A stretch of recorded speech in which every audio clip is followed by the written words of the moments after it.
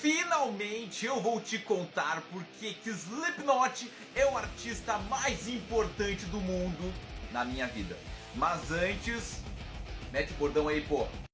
Fala pessoal, aqui é o Sonic NM da Crazy Art Sonic NM. Bom, vamos começar do início. Quando eu tinha 17 anos eu ouvi pela primeira vez o dito cujo Slipknot, neste álbum aqui, ó. Na época se chamava de auto-intitulado, certo? A galera mais de agora, mais jovem, gosta de chamar isso aqui de self-titled. Não, por favor, né? Ou apenas para os fãs raiz, o famoso álbum vermelho, porque é o que a banda aparece com os clássicos macacões vermelhos na capa. Eu ouvi esse álbum na Saraiva, uma loja de música, CDs, livraria, enfim, que existia na época aqui em Porto Alegre, no Shopping Praia de Belas. E tinham fones de ouvido que você colocava e você pegava o CD, e aqui temos o código de barra, e você passava o CD no código de barra e você poderia ouvir os primeiros segundos daquele álbum. Eu comprei o álbum e eu fui fazer isso antes de chegar em casa, porque eu não queria ter que chegar em casa para ouvir. Eu já queria ouvir ali onde eu tava. E aí eu botei e ouvi pela primeira vez a faixa 2, que se chama Sick. Foi a primeira vez que eu ouvi Slipknot num som de alta qualidade. E eu botei aqueles fones da Saraiva e a minha vida nunca mais foi a mesma. Ouvir Sick pela primeira vez aos 17 anos de idade, com fones de ouvido de qualidade, impagável. A sensação que eu lembro, o que eu senti na hora, me arrepia até hoje. Esse aqui foi o álbum que eu comprei na época. Anos depois, a banda lançou uma versão dos 10 anos comemorativos do mesmo álbum, que eu tenho também. Inclusive, deixa eu mostrar aqui, ó. Olha que bacana. Aqui temos um show, aqui temos o CD, né, o álbum em si, e aqui no meio o encarte. Para quem não conhece, isso aqui chama-se CD, Compact Disc, e é assim que as pessoas que são fã têm as coisas. E a música deste álbum que eu deixaria como uma referência de fato é Sick.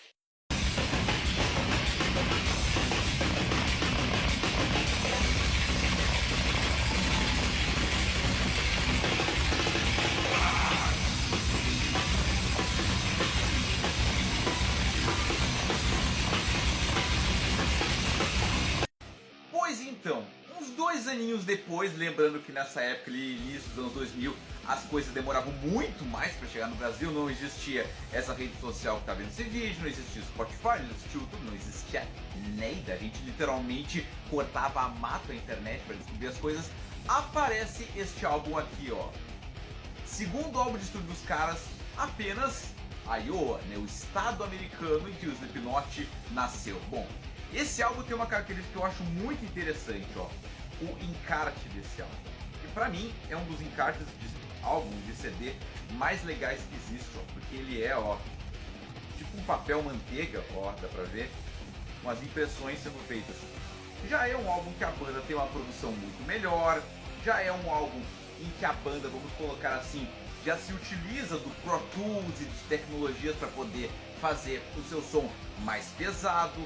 Diferente do álbum anterior ali que eu falei, do primeiro álbum, o auto-intitulado, não tinha aquele som já tão cavernoso e trecheiro, já era um som mais limpo, porém o álbum mais pesado de todos da banda, todos os fãs concordam. É o meu segundo álbum favorito, que o primeiro ainda é o meu favorito, que foi quando eu conheci a banda e né, pirei de vez. E no álbum Iowa, eles têm uma música muito interessante que se ele fala, se você é o 555, eles são o 666. E essa música tem uma palavrinha muito interessante em que eles falam Evil Sonic. Durante muitos anos, óbvio que eu traduzi aquilo como Sonic do mal, mas na verdade significa crueldade. Então, meu grande sonho é que Corey Taylor reescreva a letra e fale Evil Sonic NN. E aí me representaria muito. Então, vou ficar aí com um pouquinho de The Heretic Anthem.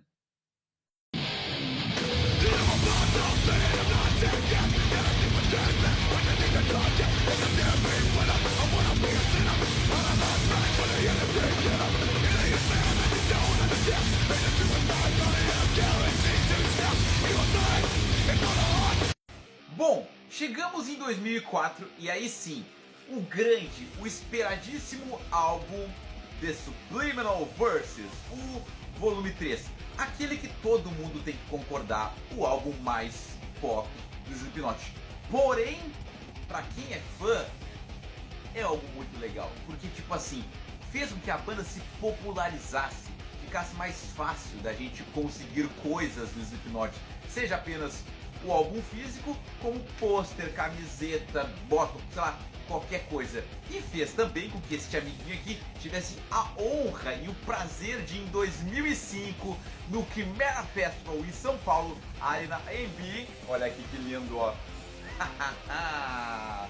Sim, meus amiguitos, há 20 anos atrás, show de Slipknot no Brasil, primeiro show dos caras neste país, em terras tupiniquins. Ver Slipknot ao vivo, pra mim, foi simplesmente a coisa mais maravilhosa que já aconteceu na minha vida. Já que é o álbum mais pop, vou deixar vocês então com aquela que certamente é a música mais famosa, tanto desse álbum como talvez da história do Slipknot, Duality, que tem no clipe toda a galera ali se quebrando, fãs de verdade que ganharam uma promoção para participar do troço. Que loucura!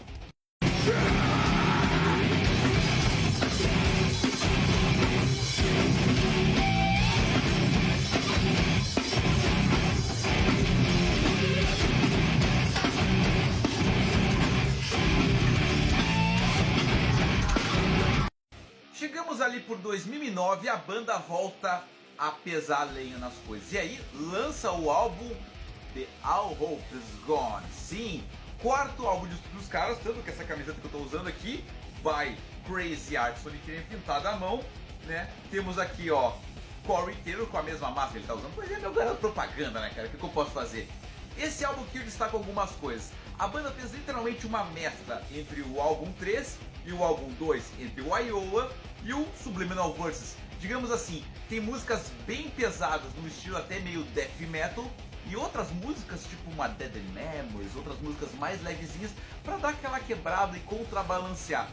Muita gente diz que esse aqui é um dos piores álbuns dos caras, eu discordo, eu acho esse álbum muito bom, tanto que eles voltaram a tocar The Gematria, né? Gematria, enfim, Gematria, The Killing Name, agora com Eloy Casagrande na bateria, uma música que eles nunca tocaram na época em que este álbum aqui foi lançado.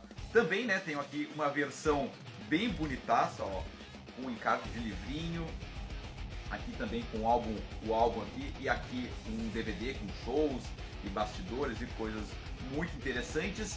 Então, do álbum All Hope Is Gone, que música eu poderia colocar? Acho que a própria Gematria, porque Eloy Casagrande mostrou que é bem possível tocar.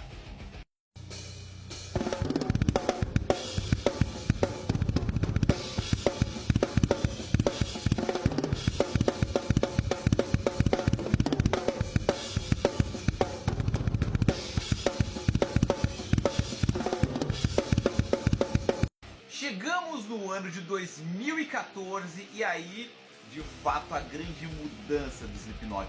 Porque até o quarto álbum, mesma formação, os 9 integrantes desde o primeiro álbum até o quarto. Chegou no quinto álbum, em 2014, o baterista já não era o mesmo, o baixista também não era o mesmo, falecido Paul Gray deixou a banda, tiveram que colocar outro cara. Então, 2 novos integrantes entram na banda para lançar este álbum que eu considero muito bom, digamos assim, desde a mudança dos 9 originais, eu considero esse aqui o melhor álbum de todos, que é o The Grey Chapter, né? Fazendo uma brincadeira entre o capítulo cinza, né, o The Grey Chapter, ou The Grey Chapter por Paul Gray, né, o falecido integrante da banda. Também uma versão aqui que eu tenho, olha, cara, essa foto é sensacional, olha essa foto aqui. Essa foto que caberia num pôster tranquilamente. Eu também tenho um álbum, né, o CD na edição especial, que é um álbum duplo, né, com o álbum normal, digamos assim, e outro com faixas extras ali e tal. Eu considero esse álbum realmente muito bom. Mescla também aquela coisa de músicas mais brutais com músicas mais leves, óbvio, já não pesando tanto a lenha quanto no Iowa ou no primeiro álbum, mas ainda assim considero joia. E deste álbum aqui, eu destaco, que música eu poderia colocar? Uma que é mais ou menos, que é das leves, mas que eu gosto bastante, chamada Kill Pop.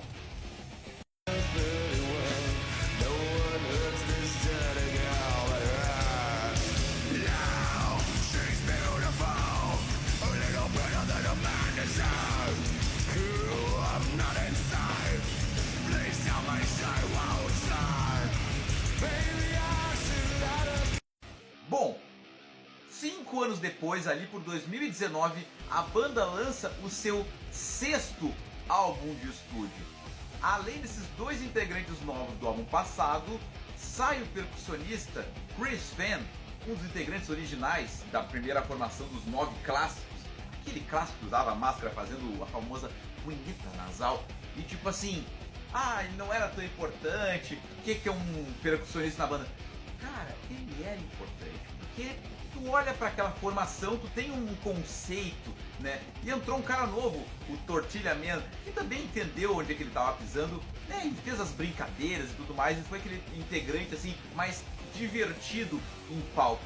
Como álbum, não é um dos meus favoritos não, apesar de ter muitas músicas boas, inclusive a faixa 2 desse álbum, que digamos assim, a primeira música mais pauleira do álbum, é uma das minhas favoritas, assim, eu gosto muito da música, mas num geral, como um álbum, eu acho que ele fica muito já um Slipknot genérico, e aí pra mim a banda perde um pouco da sua criatividade e passa a fazer músicas muito parecidas e previsíveis. Bom, o álbum está aqui, é uma edição, acho que dá pra se dizer, mais comum, né, de um CD. Pelo menos aqui no Brasil eu não recebi nenhuma edição especial para poder comprar na época. Uma música que eu poderia destacar desse álbum, o que eu poderia colocar? Não sei, entendeu? A segunda parte, que é uma que eu gosto bastante.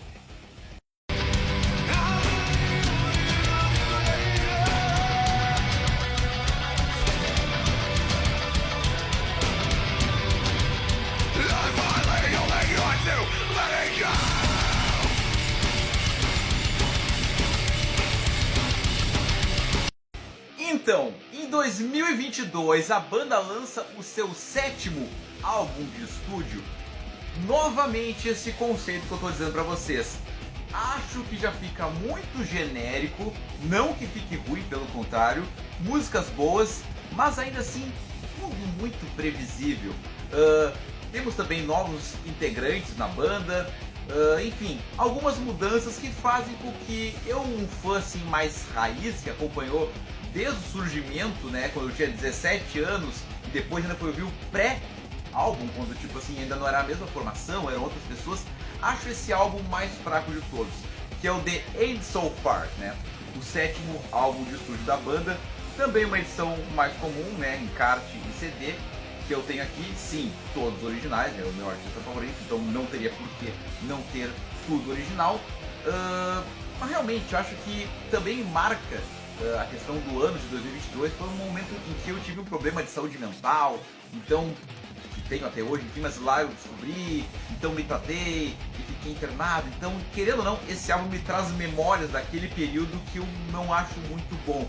Então até bom que o álbum não é dos meus favoritos, porque se fosse um álbum que eu adorasse, né, e casando de ser no meus períodos, não seria uma lembrança muito boa, mas pra quem não conhece nada, acho que é um bom álbum pra começar, porque tem bastante músicas não tão brutais, que talvez vá soar mais fácil. E desse álbum aqui, o que eu poderia colocar? Gosto muito dessa faixa. Eu não sei pronunciar, tá? É H377 ou H377, etc. Acho que é isso.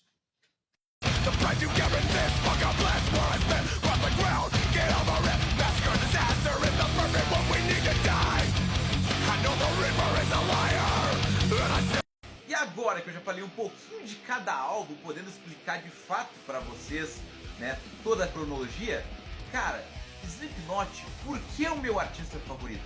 Cara, Slipknot foi a primeira banda, ou artista, ou conceito, que fez eu entender que eu poderia de fato fazer e ser aquilo que eu quisesse. Porque quando tu olha pro palco do Slipknot, tem um cara que tá cantando ou berrando, 2 tocando guitarra, um baixo, percussão, bateria, DJ, sampler, um monte de coisa. Além disso, é luz, é canhão de fogo, é uma galera gritando, pulando. É tipo todo um cenário acontecendo ao mesmo tempo, aquela coisa teatral que tu não sabe pra onde é que tu olha, e ao mesmo tempo uma sinergia. No momento que tipo assim, 1, 2, 3 foi, todo mundo toca, acabou, silêncio, explosão, sabe? Tudo ensaiado, perfeito, lindo. Então tipo, se eu preciso tipo no meu trabalho pintar uma camiseta, poxa, é pincel, é tinta, não sei o que, bota um som, pensa, pô, que eu vou pintar primeiro, essa cor, depois dessa e tal. Eu tenho que fazer muito de cálculo matemático na minha cabeça, vamos colocar assim. Quando eu vou fazer uma maquete, mesma coisa, por onde é que eu começo? Tem que cortar isso, medir aquilo, olhar uma foto na internet pra ficar igual, daqui a pouco, pá, posso fazer um conteúdo disso aqui, já pego o celular, filmo, tipo, tô sempre fazendo milhares de coisas ao mesmo tempo, num desenho, num bonequinho, numa maquete, num quadro, gravando esse vídeo aqui pra vocês. Tô pensando aqui agora qual é a próxima frase, ainda não sei, sabe? Então, o Slipknot sempre fez com que eu acreditasse que era possível fazer tudo que eu pudesse ser e fazer acontecer.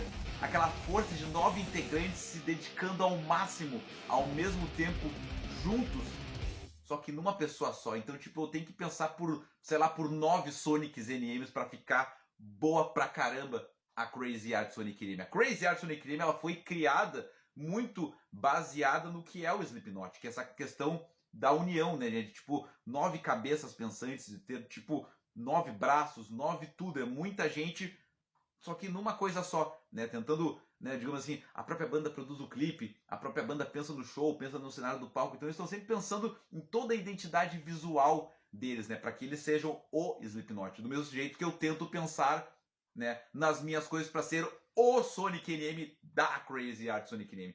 Então, se é que dá para explicar, porque literalmente eu tô tipo resumindo há muito o que passa na minha cabeça quando eu boto um Slipknot a tocar, quando eu tô nessa casa aqui fazendo as coisas, quando eu tô triste, eu penso, vou ouvir Slipknot. Quando eu tô alegre, eu penso, vou ouvir Slipknot pra me vibrar, pra comemorar. Quando não tem nada pra fazer, que eu quero só pegar minha xícara de café, abrir uma cadeirinha em frente à minha casa, pegando um sol, tomando meu café de manhã, eu penso, vou botar Slipknot porque, né, vai me dar aquela energia do dia. Então, Slipknot pra mim, ele serve pra qualquer momento da minha vida, porque é de fato o artista com quem eu mais me conecto. E eu espero que você que esteja assistindo esse vídeo tenha na sua vida o seu próprio Slipknot, um filme, uma peça de teatro, uma banda, um CD, um disco, qualquer coisa que você coloque a tocar ou que você assista, que você se sinta pleno e tipo entenda, tá, isso aqui foi feito pra mim. É o que eu sinto quando eu escuto Slipknot, até mesmo quando eu posso criticar alguns álbuns que eu não gosto tanto, mas ainda assim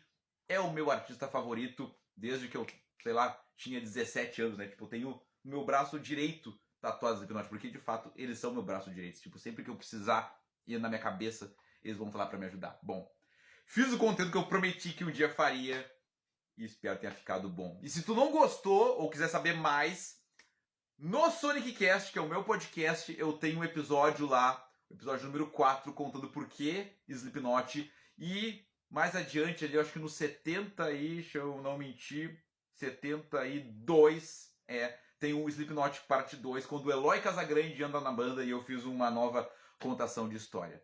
É isso. @Sonic_NM em todas as redes sociais. Tamo junto. Obrigado, Slipknot.